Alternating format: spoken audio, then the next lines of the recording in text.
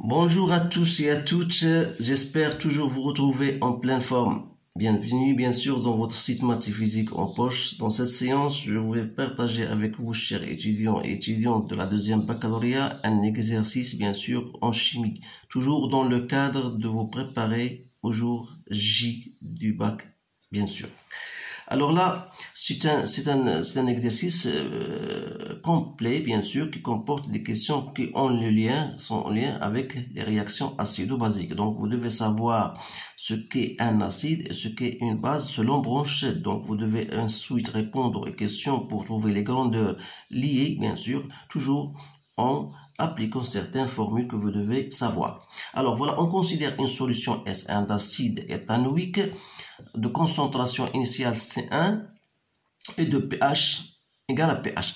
Le taux d'avancement final de la réaction de l'acide éthanoïque avec l'eau, dont S1, est taux final 1 égale à ça. Et le pKa égale le pK1. Alors, première question, montrer que l'acide éthanoïque est un acide faible et écrire l'équation de la réaction chimique avec l'eau. Donc, je vais répondre à chaque question. Bien sûr, voilà, vous avez le sujet devant vous. Vous devez stopper la vidéo pour lire les questions tranquillement de 1 jusqu'au 3 et répondre. Puis, vous allez comparer vos réponses avec les miennes. Donc, maintenant, je vais passer à la réponse de chaque question. Donc, la question 1 vous dit, voilà, montrer que l'acide est faible. Donc, pour montrer qu'un acide est faible, il suffit tout simplement parce que on vous a donné le taux final. Donc, toujours ça dépend des données qu'on vous donne.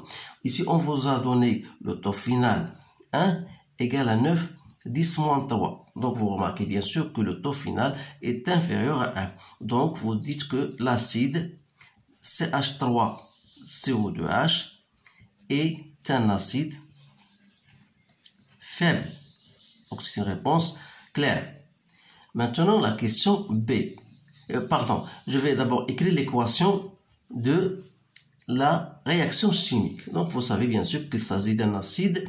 Donc, vous devez savoir qu'un acide, bien sûr, selon Bronchet, c'est toute substance chimique capable de libérer un H+. Donc, ça va vous donner la base conjuguée plus H3 au plus. Donc, chez ce jour-là, vous devez les savoir. Ensuite, la question P. Établir en fonction de taux final 1 et de C1 l'expression de pH1 et celle de pK1, en précisant à chaque fois l'approximation nécessaire. Donc le taux final, bien sûr, ça d'après votre cours, donc c'est la concentration, c'est X à l'équilibre sur X final. Donc je n'ai pas mis bien sûr, parce qu'on ne vous a pas demandé de mettre en évidence le tableau d'avancement. Donc vous savez bien sûr que taux final égale à X à l'équilibre sur X max. X à l'équilibre n'est autre que la concentration de CH3 CA2- qui n'est autre que la concentration sont égales. Donc je vais mettre tout directement, c'est la concentration de H3+ sur C, bien sûr, sur C1. Normalement, voilà la définition. Taux final, c'est X à l'équilibre sur X max. Donc, vous savez que X à l'équilibre, c'est le nombre quantité, la concentration de la matière. La quantité de matière, c'est la concentration fois le volume. Donc, X max, c'est C1V. Donc, V avec V. Donc, il reste H3+ sur C1. Donc, le pH1, c'est quoi? C'est moins log de H3 au plus. Donc, c'est-à-dire c'est moins log de C1, taux final 1. Voilà la réponse à cette question. Bien sûr, ceci-là n'est, bien sûr, quelles sont les approximations faites pour cela? C'est parce qu'on a négligé, donc voilà, on va négliger les ions OH- et H3 au plus provenant de l'eau sont négligeables, bien sûr. Voilà la réponse à cette question. Donc, il nous reste de trouver le pK1. Donc, il faut chercher d'abord la constante d'acidité qui H3 au plus fois la concentration de CH3CO2- sur CH3CO2H. Donc, vous savez que ça sont égales. Donc, on va mettre H3 au plus au carré sur la concentration de CH3 d'après le tableau d'avancement n'est autre que C moins C1 moins la X à l'équilibre sur V, c'est-à-dire C moins H3 au plus. Alors, donc, je vais faire avec CH3, c'est quoi? C'est C taux, donc c'est C1 taux final 1 au carré sur C1 moins C1 taux final 1.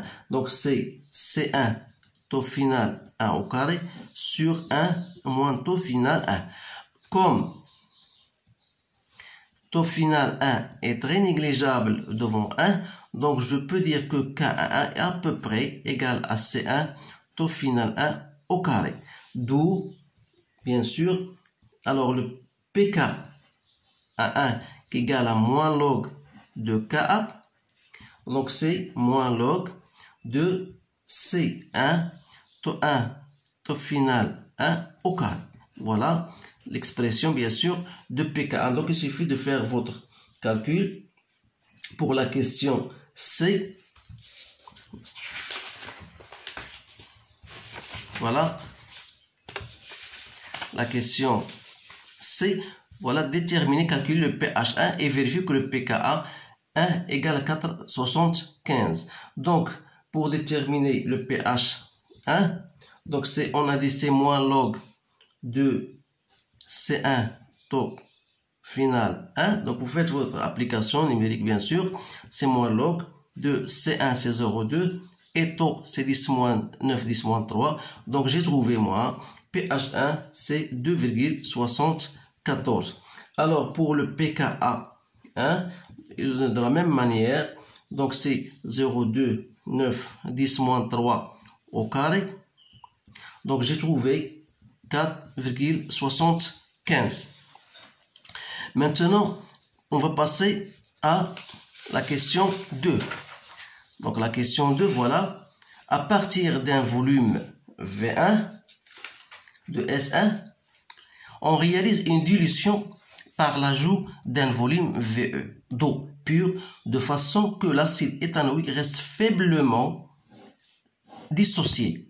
La solution obtenue de concentration C et de volume V montre que le taux d'avancement final de la réaction de l'acide éthanoïque avec l'eau dont S s'écrit, voilà son expression. Alors là, je conseille les étudiants bien sûr de toujours mettre dans le brouillon pour savoir les choses, comment ça se passe. Donc voilà, vous avez une solution S1. Donc vous allez prendre un volume V1 auquel vous allez ajouter un volume V de l'eau. Alors cette solution S1, elle est T de concentration C1 et vous allez prendre V1. Alors lorsque vous ajoutez un volume VE, donc vous allez passer à une solution S dont la concentration est C et dont le volume V n'est autre que V1 plus VE. Alors vous savez bien sûr que le nombre de matières, la quantité de matière restera toujours la même. Alors, donc, pour déterminer au final, puisque l'acide est faiblement dissocié, c'est-à-dire que la constante d'équilibre, bien sûr, restera toujours la même, c'est-à-dire que C1 qu'on a trouvé, C1 taux final 1 au carré, c'est toujours, pour la solution S, sera toujours égal à C, ça c'est C, pardon, donc c'est C taux final au carré. Donc, c'est-à-dire que taux final au carré égale à C1 sur C taux final 1 au carré. D'après cette expression, d'où taux final n'est autre que taux final 1 racine de C1 sur C. Voilà la réponse à cette question. Donc, question, ça c'est la question A. Donc, question B, sachant que le pH de la solution est donné par la valeur, donc on va le noter ici. Donc, pH de la solution, c'est le pH 1 plus 1 demi log de C1 sur C. Alors là, c'est une expression, bien sûr, que vous conseille de le montrer parce que c'est une question qu'on pose généralement. Donc, essayez de montrer cette relation-là, tout simplement en se basant sur le phénomène de la dilution. Alors, on vous dit simplement, on a ici calculé le pHs et le taux final. Donc, vous savez bien sûr, d'après ce que j'ai expliqué ici dans le brouillon, vous savez que la quantité de matière, après avoir dilué cette solution, restera toujours la même. Donc, c'est-à-dire que le nombre de matières n'est autre que le produit de C1V1. Dans la solution 2, la quantité de matière, c'est CV, voilà. C'est-à-dire c'est C fois V1 plus VE. Alors, on vous dit, voilà, que le VE égale à 3V1. Donc ici, on vous donne, voilà, VE égale à 3. Donc ça veut donner quoi? Ça veut donner 4CV1. Donc en simplifiant V1 avec V1, donc il reste C1 sur C égale à 4. C'est-à-dire que racine de C1 sur C égale à 2. Voilà. D'où le pH de la solution n'est autre que le pH1 que j'ai trouvé, 2,74, plus 1,5 log de 4. Donc, j'ai trouvé 3,04. Alors, donc, trouver taux final. Donc, de la même manière, taux final n'est autre que taux final 1, racine de C1 sur C, c'est-à-dire 0,910 moins 2 que je multiplie par 2. Donc, ça me donne 1,810 moins 2. Je passe à la question C. Donc la question C, voilà. Préciser l'effet de cette dilution sur la constante K1 du couple. Donc bien sûr, puisque l'acide est faiblement dissocié, ça veut dire que la dilution n'a aucun effet sur la constante K1. Donc on va dire que l'addition d'eau n'a aucune influence sur la constante d'acidité, bien sûr, du couple. Pour la question, donc ça, c'est la question C1 et ça, la question C2. Donc, on vous donne quel est l'effet sur le pH de la solution. Bien sûr, vous remarquez, d'après la valeur que j'ai trouvée, voilà le pH S. Alors, vous remarquez que le pH qu'on a déjà trouvé, pH1 égale à 2,74, alors que le pH S, c'est 3,04. Donc, il y a une augmentation du pH. Donc, l'effet, c'est quoi? C'est l'augmentation, il y a une augmentation du pH. Donc, ça veut dire que la dilution, son effet sur le pH, c'est l'augmentation de le pH de la solution. Donc, troisième question. Question A. On dispose d'une solution aqueuse S2 d'acide méthanoïque faiblement dissocié dans l'eau, de concentration molaire C2 et ayant un pH2, pHS2 égale pH2 égale 2,37. Donc, vérifiez que le pKa2 du couple HCO2 HCO2- est égal à 3,75. Donc, ça, c'est une question qui est simple. Donc, vous savez, le taux final qu'on a déjà trouvé, sa formule, c'est H3 au plus sur C2. Donc, c'est 10 moins pH2 sur C2. Donc, vous faites votre application numérique, voilà, et vous allez trouver 4,26 10 moins 2. Alors, K-A2, c'est quoi? C'est toujours C, taux final de au carré. Donc, vous faites une application numérique. Donc, 4,26 au carré, 10 moins 4. Donc, c'est je trouvais 18,19, 10 moins 5.